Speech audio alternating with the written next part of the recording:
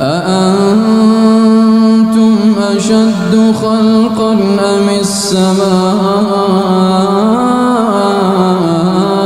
بناها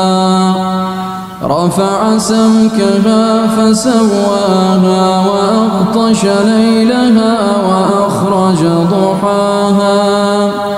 وأخرج ضحاها والأرض بعد ذلك دحاها أخرج منها ماءها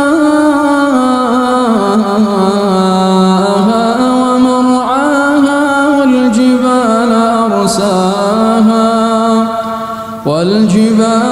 أرساها متاعا لكم ولأنعامكم